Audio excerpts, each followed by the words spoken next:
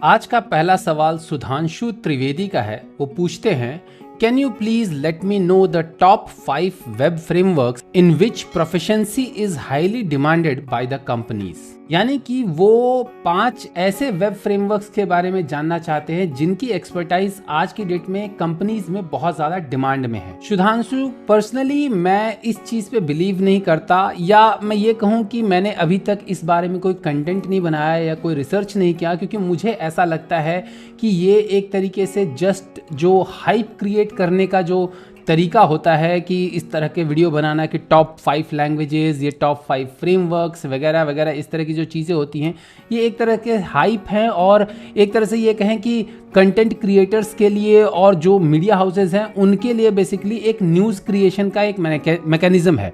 अब ये कहेंगे कि जैसे मैं इसी वीडियो का शॉर्ट जो है अगले साल 2023 में निकालूंगा कि top 5 web frameworks for 2023। Of course मुझे भी करना पड़ेगा, क्योंकि भैया एक तरीके से जब सारे यूट्यूबर बन जाते हैं या जो यूट्यूब में आते हैं उनको ऑब्वियसली व्यूज़ और लाइक्स और इन सब के लिए इस तरह का कंटेंट बनाना पड़ता है। बट पर्सनली मेरे ख्याल से अगर आप फ्रेशर हैं तो आप अपने दूसरे पैरामीटर्स भी चेक कीजिए कि लॉन्ग टर्म किस टेक्नोलॉजी में आप रहना चाहते हैं, कौन सी टेक्नोलॉजी के साथ आप ज़्यादा वेल वर्स्ड हैं, किस में आप ज़्यादा कंफर्टेबल हैं, उसके हिसाब से कीजिए। जनरली जो टॉप 5 टेक्नोलॉजीज़ हैं वो मीडिया जो है वो अपने हिसाब से मैनिपुलेट करता रहता है, लेकिन जो एक्चुअल अगर आप सर्वेज या डेटा वगैरह देखेंगे तो जनरली जो टॉप 5 टॉप 10 टेक्नोलॉजीज़ जो हैं वो लगभग सेम ही रहती हैं। सो मैं अपना एक्सपीरियंस, अपने पिछले 18-20 साल का जो एक्सपीरियंस है उसके बेसिस पर, जो मैंने थोड़ा बहुत मार्केट रिसर्च किया है उसके बेसिस पर, प्लस स्टैक ओवरफ्लो के पिछले 5 साल के डेटा के बेसिस पर, जो टॉप पेइंग जो लैंग्वेजेस हैं या फ्रेमवर्क्स हैं उनका डेटा, उनके डेटा के बेसिस पर मैं अपने पसंद के 5 फ्रेमवर्क्स आपको जो बताता हूं, क्योंकि वो फ्रेमवर्क जो हैं वो पिछले 5 साल से तो मैंने देखा ही है। मैं लिंक भी दे दूंगा, जो सर्वे का आपका स्टैक ओवरफ्लो के सर्वे का जो लिंक है, जो कंसोलिडेटेड लिंक है जहां पर कि उन्होंने सारे पुराने सर्वेज भी दिए हुए हैं, उन सब का जो लिंक मैं दे दूंगा और साथ साथ जिस फ्रेमवर्क के बारे में बताता जाऊंगा, साथ में मैं आपको उनके स्क्रीनशॉट्स में भी दिखाऊंगा आपको कि वो किस लेवल पर है और कहाँ पर है। आप देख सकते हैं कि वो टॉप 5 या टॉप 10 जो पिछले 4-5 साल से 2018 से लेकर के 2022 तक वो टॉप 5 हाईएस्ट पेइंग जॉब में से एक रहे हैं। सो आप उनमें से जो भी हैं वो चूज़ कीजिए और अपने हिसाब से उन टेक्नोलॉजीज़ में काम करने के बारे में, अपना करियर बनाने के बारे में सोचिए, प्लान बनाइए। और ऑफ कोर्स ये आंसर जो है वो मेनली उन लोगों के लिए है जो कि आईटी में अपना करियर बनाने जा रहे हैं, यानी कि जो बिगिनिंग ऑफ द करियर में है, जो अभी इंजीनियरिंग कॉलेज में हैं, second year, third year, first year, इस तरह के इंजीनियरिंग कॉलेज में हैं, स्पेशली ऐसे जो कि खुद से अपना लैंग्वेज चूज़ करना चाहते हैं वो, because most of the cases में ये भी होगा कि अगर आप एक एवरेज स्टूडेंट हैं और आपका पैशन इस तरह का नहीं है, प्रोग्रामिंग आपका पैशन नहीं है, आप कॉलेज प्लेसमेंट के भरोसे रह रहे हैं, तो आपको ये वीडियो या ये टेक्नोलॉजीज जानने की कोई ज़रूरत नहीं है। Because at the end of the day आप कैंपस प्लेसमेंट के थ्रू जिस भी कंपनी में जाएंगे, वो कंपनी जिस चीज़ पे काम करती है, जिस टेक्नोलॉजी पे काम करती है, उस टेक्नोलॉजी के हिसाब से आपको ट्रेन करेगी। लेकिन यदि आप खुद से अपनी अलग पहचान बनाना चाहते हैं, अपना अलग ब्रांड बनाना चाहते हैं, उस हिसाब से अगर आप अभी से काम करना चाहते हैं तो एक लैंग्वेज चूज़ कर सकते हैं या फ्रेमवर्क चूज़ कर सकते हैं। और उस हिसाब से मैं आपको ये टॉप 5 टेक्नोलॉजीज़ या टॉप 5 वेब फ्रेमवर्क्स के बारे में बता रहा हूँ। सबसे पहला जो वेब फ्रेमवर्क है, जो प्रीटी ऑब्वियस है क्योंकि आप मेरे चैनल पर हैं और मैं हमेशा .NET टेक्नोलॉजी को प्रमोट करता हूं, तो ऑब्वियसली मैं जो पहला टेक्नोलॉजी की बात करूंगा वो होगा ASP.NET। सो ASP.NET जो आपका वेब फ्रेमवर्क है, उससे आप किसी भी तरह का वेब एप्लीकेशन या वेब API या वेबसाइट, किसी भी तरह का वेब एप्लीकेशन, आप बेसिकली वेबसाइट या वेब एप्लीकेशन बना सकते हैं। Even API services, rest services, gRPC services, हर तरह के जो वेब एप्लीकेशन बनाने की जो कैटेगरी है, वेब फ्रेमवर्क जिसे हम कहते हैं, सो ASP.NET जो है वो अपने आप में एक कंप्लीट वेब फ्रेमवर्क है। स्पेशली ASP.NET Core, क्योंकि ASP.NET Core जो है वो आपका क्रॉस प्लेटफॉर्म भी है। ASP.NET Core जो है आपका डॉकर सपोर्ट भी करता है। आप क्लाउड नेटिव फ्रेमवर्क है जो आप क्लाउड नेटिव एप्लीकेशन बना सकते हैं, बीट वेब एप्लीकेशन या आपका जो वेब API है, कुछ भी आप क्लाउड नेटिव बना सकते हैं। सो ASP.NET Core चूँकि आप मेरे चैनल पे देख रहे हैं, डॉटनेट रिलेटेड चैनल पे देख रहे हैं और मेरा पर्सनल फेवरेट है डॉटनेट फ्रेमवर्क, सो ASP.NET कोर को मैं नंबर 1 दूंगा। लेकिन अब इस चीज़ को बैक करने के लिए मैं आपको डेटा भी देता हूं, क्योंकि ऑब्वियस सी बात है मेरे पसंद के भरोसे आप नहीं जाएंगे, आपको डेटा भी चाहिए।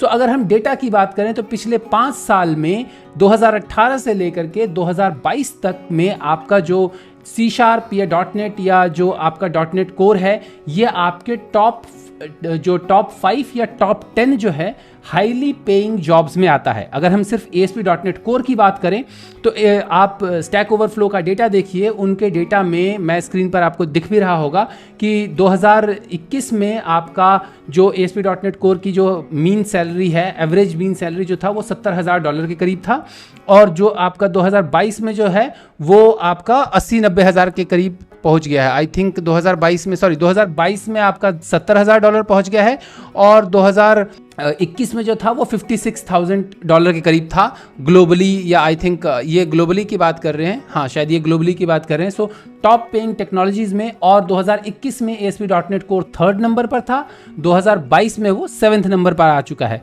इसी तरीके से अगर मैं लैंग्वेजेस की बात करूं, क्योंकि ASP.NET कोर में आपका C# लैंग्वेज यूज होता है, तो C# लैंग्वेज जो है वो आपका 2018, 2019, 2020 तीनों में टॉप पेइंग टेक्नोलॉजीज़ है उसमें ऑलमोस्ट 8वें, 10वें, 7वें, 6ठे इस तरह के नंबर पर आ रहा है। आप चाहे तो जैसे मैंने आपको बताया, मैं आंसर में आपको लिंक भी दे दूंगा, वीडियो डिस्क्रिप्शन में मैं आपको लिंक दे दूंगा, आप उस लिंक पे जा करके सर्वे में आप खुद भी देख सकते हैं। और डॉटनेट जो है वो अपने आप में एक पूरा मैच्योर फ्रेमवर्क है। सो अगर आप ASP.NET सीखते हैं तो ASP.NET सीखने के लिए बेसिकली पहले आपको डॉटनेट फ्रेमवर्क और C# सीखना पड़ेगा। और अगर आप डॉटनेट फ्रेमवर्क और C# सीखते हैं तो ना सिर्फ आप वेब एप्लीकेशन बल्कि आप दूसरे तरह के एप्लीकेशन बनाने के लिए भी कैपेबल हो सकते हैं। कल को आप मोबाइल डेवलपमेंट में मूव कर सकते हैं या आप डेस्कटॉप डेवलपमेंट में मूव कर सकते हैं, IoT, मशीन लर्निंग, किसी भी तरह की प्रोग्रामिंग कर सकते हैं। यही रीज़न है कि मैं ऑब्वियसली जो ASP.NET फ्रेमवर्क को कहूँगा कि नंबर 1 फ्रेमवर्क है आज की डेट में, क्योंकि मेरा जो एक्सपीरियंस है, ऑब्वियसली मेरा ये पॉइंट ऑफ व्यू जो है वो थोड़ा सा बायस रहेगा, लेकिन अपने बायसनेस के साथ में मैंने आपको डेटा भी प्रोवाइड कर दिया कि ये किस तरह से हाई पेइंग है। और पिछले 20 साल से ये फ्रेमवर्क है, डॉटनेट फ्रेमवर्क पिछले 20 साल से है। जो आपका डॉटनेट कोर फ्रेमवर्क है पिछले 8 साल से है, 6 साल, 2016 में आया था, 2018 5 और आपका 7 साल से है। सो काफ़ी अच्छा, काफ़ी ग्रोइंग फ्रेमवर्क है। सो पहला फ्रेमवर्क जैसे मैंने कहा आपका ASP.NET कोर है। दूसरा फ्रेमवर्क जो है वो है जावा। सो जावा में स्पेसिफिकली स्प्रिंग और स्प्रिंग बूट, ये भी मेरे को इंटरनेट के रिसर्च के थ्रू ही पता चला है, और स्टैक ओवरफ्लो के सर्वे में सच बताऊं तो मुझे इसका डेटा नहीं मिला है। लेकिन मैं पर्सनली जो मैं अपना रिसर्च देखा है या जो मैंने कंपनी के जॉब पोर्टल्स वगैरह में देखे हैं, क्योंकि जावा में बहुत पहले से आपके डॉटनेट के साथ भी यही है कि डॉटनेट में बहुत सारे ट्रिलियंस ऑफ डॉलर के एंटरप्राइज एप्लीकेशंस बने हुए हैं। उसी तरीके से जावा में भी बहुत पहले के आपके एंटरप्राइज एप्लीकेशंस बने हुए हैं जिनको मेंटेन करने के लिए डेवलपर्स की ज़रूरत हमेशा रहती है। बिकॉज पहले क्या था, टिल 2016 या 2017 तक, जब तक डॉटनेट कोर नहीं आया था, डॉटनेट के जो वेब एप्लीकेशन हुआ करते थे उनके लिए विंडोज़ की रिक्वायरमेंट होती थी। सो ज़्यादातर लोग क्या करते थे कि फ्रंट एंड तो आपका ASP.NET वेब फॉर्म्स वगैरह में बनवाते थे, लेकिन बैक एंड जो बनवाते थे वो जावा में बनाते थे। मैंने भी 1-2 कंपनीज के साथ जब काम किया, उनके बैक एंड के जो APIs वगैरह थे वो सारे के सारे जावा में लिखे हुए थे, क्योंकि जो एक्सपीरियंस उनके डेवलपर्स थे या जो उनके आर्किटेक्ट्स थे वो सारे जावा के एक्सपर्ट्स थे। प्लस जो आपका होस्टिंग सर्विसेज थी, क्योंकि उनकी बड़ी सर्विसेज थी, बड़ा डेटाबेस हैंडल करना होता था, सो उनको सस्ते में जो लिनक्स होस्टिंग पड़ती थी, जो कि सस्ती पड़ती थी, इस वजह से बहुत सारे लोगों ने जो है वो जावा पे काम किया और जावा के बैकएंड्स वगैरह बनाए हुए हैं। सो इंडस्ट्री में आपको जावा के बैकएंड्स बहुत ज़्यादा मिल जाएंगे। सो जावा में अभी करंटली शायद स्प्रिंग और स्प्रिंग बूट जो है वो बहुत ज़्यादा पॉपुलर है। So Java is also one of the top 5 web frameworks to work on. तीसरा जो फ्रेमवर्क है वो है Ruby on Rails. Ruby on Rails, हालांकि इंडिया में मैंने इससे रिलेटेड बहुत ज़्यादा जॉब्स नहीं देखे हैं, लेकिन स्टैक ओवरफ्लो के सर्वे में टॉप हाईएस्ट पेइंग जॉब में रूबी ऑन रेल्स जो है वो पिछले 2 साल से नंबर 1 रहा है। सो रूबी ऑन रेल्स के डेवलपर्स की सैलरी जो है टॉप हाईएस्ट पेइंग जॉब है, उसकी मतलब आपकी जो सैलरी 2022 में है that is around $77,000 per year के करीब की सैलरी है। So it is one of the highest paying job Ruby and rails जो आपका वेब फ्रेमवर्क है। और मैंने रूबी एंड रेल्स के ऊपर बहुत ज़्यादा प्रोडक्ट्स नहीं देखे हैं, लेकिन काफ़ी सारे कंपनीज प्रोडक्ट्स वगैरह बनाती हैं रूबी एंड रेल्स के ऊपर। मेरा एक फेवरेट वेबसाइट है इंडी हैकर्स, जो कि बहुत ज़्यादा पॉपुलर वेबसाइट्स है आपके फ्रीलांसर में या आपके इंडी हैकर्स में। इंडी हैकर वेबसाइट भी आपका रूबी एंड रेल्स पे बना हुआ है। सो इसके अलावा और भी बहुत लोगों ने बहुत सारे वेबसाइट जो है वो रूबी एंड रेल्स पे बनाया हुआ है। इंडिया में इसके रूबी एंड रेल्स के जॉब्स थोड़े से कम हैं, लेकिन अगर आप आउटसाइड इंडिया मूव करना चाहते हैं तो उस पॉइंट ऑफ व्यू से रूबी एंड रेल्स जो है वो काफ़ी अच्छा, काफ़ी हाई पेइंग जॉब है और काफ़ी लोग, काफ़ी इंडस्ट्री जो है वो इसको यूज़ करते हैं। चौथे नंबर का फ्रेमवर्क है Node.js। सो Node.js जो है वो पिछले 4-5 साल से काफ़ी ज़्यादा पॉपुलैरिटी में आ गया है। वो आपका वेब सर्विस या बैकएंड वगैरह बनाने के लिए यूज़ होता है, प्लस फ्रंट एंड में भी यूज़ होता है, लेकिन ज़्यादातर लोग Node.js जो वो बैकएंड के लिए यूज़ करते हैं। Node.js, Deno, Next.js, ये 3 जो ऐसे फ्रेमवर्क है जो कि अभी उभरते हुए फ्रेमवर्क्स हैं और ऑब्वियसली कंपनीज इसके ऊपर काम कर रही हैं, कंपनीज इसके ऊपर प्रोडक्ट बना रही हैं। ज़्यादातर जो आपके फुल स्टैक डेवलपर्स की जो डिमांड आती है वो इन्हीं जावास्क्रिप्ट फ्रेमवर्क्स में आती है, चाहे Node.js हो, चाहे Deno हो, चाहे Express.js हो। सो इस तरह के जो 3-4 मैं जावास्क्रिप्ट, इन चारों जावास्क्रिप्ट फ्रेमवर्क को Next.js, Node.js, Deno, Express, इन चारों जावास्क्रिप्ट फ्रेमवर्क को एक सिंगल में डाल रहा हूँ, बिकॉज इसमें अब प्रोडक्ट्स बन रहे हैं। अब एप्लीकेशन, एंटरप्राइज एप्लीकेशंस लोग इसमें बना रहे हैं पिछले 1-2 साल से या 3 साल से।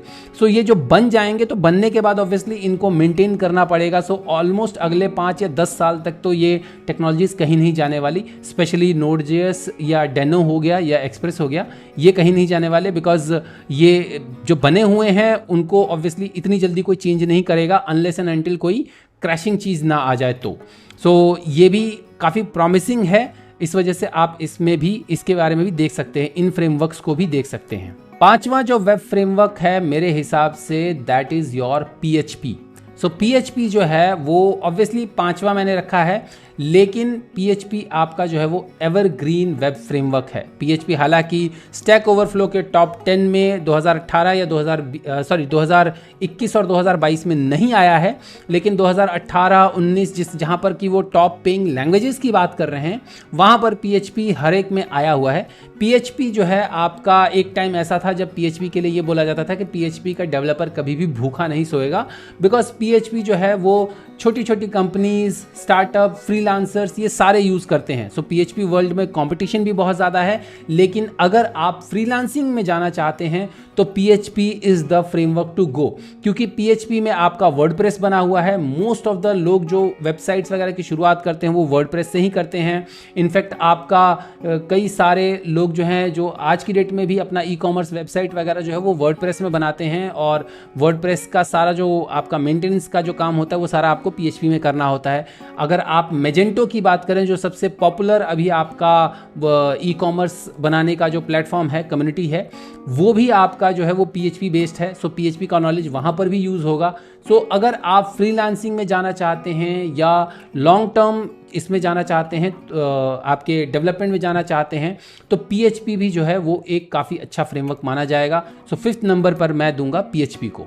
तो मेरे ख्याल से ये टॉप 5 वेब फ्रेमवर्क्स हैं जिनके बारे में आपको 2023 में सीखना चाहिए या सीखने का प्लान करना चाहिए यदि आप वेब डेवलपमेंट में आना चाहते हैं तो, बिकॉज इनका फ्यूचर काफ़ी हद तक काफ़ी ज़्यादा ब्राइट है। ये काफ़ी दिनों से हैं मार्केट में और काफ़ी दिनों तक रहेंगे। सो ये हमेशा ऐसा नहीं है कि हर साल चेंज होता रहेगा, इसमें हर साल मैं कुछ ना कुछ एडिशन करूंगा। 2023 के लिए तो यही 5 हैं, that is ASP.NET Core, number 2 पे आपका जावा, स्प्रिंग बूट और स्प्रिंग, नंबर 3 पे रूबी एंड रेल्स, नंबर 4 पे Node.js, Deno, Next.js and Express.js, and number 5 पे है आपका PHP। सो ये 5 आपके वेब फ्रेमवर्क्स हैं जिनके बारे में अगर आप वेब डेवलपमेंट में जाना चाहते हैं 2023 में, तो इनमें से किसी एक को पकड़िए, इनमें से किसी एक को सीखिए और सीख करके अपना करियर आप वेब डेवलपमेंट में बना सकते हैं। और यदि आप ASP.NET Core और .NET फ्रेमवर्क को चूज करते हैं तो मेरे चैनल को सब्सक्राइब करना मत भूलिएगा, बिकॉज मैं .NET रिलेटेड कंटेंट आपके लिए लेकर के आता रहूंगा। उम्मीद है आपको मेरे जवाब पसंद आए होंगे। यदि आपको मेरे जवाब पसंद आए हैं तो इस वीडियो को लाइक कीजिए, मेरे चैनल को सब्सक्राइब कीजिए और जितना हो सके इस वीडियो को सबके साथ शेयर कीजिए। तो जल्द ही मिलते हैं मेरे अगले वीडियो में, तब तक के लिए अपना ख्याल रखिएगा। नमस्कार।